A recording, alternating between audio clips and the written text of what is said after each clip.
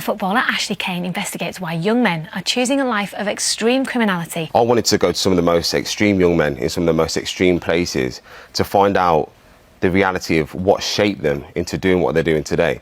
And also going there with no judgment and no agenda. So I could just be a person that they could talk to, that can listen. I wanted to be somebody that can share their truths, because I think, especially in some of the places that I went to in the world, they're screaming out to be heard. A lot of these people are grown up in poverty. A lot of these people have no opportunities.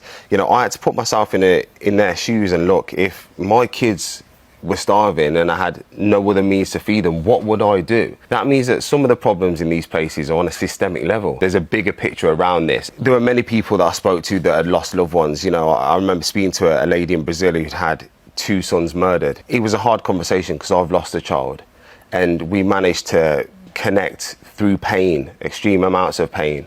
And it made me really understand the devastating effects of what happens in these areas. I've got 2 young boys.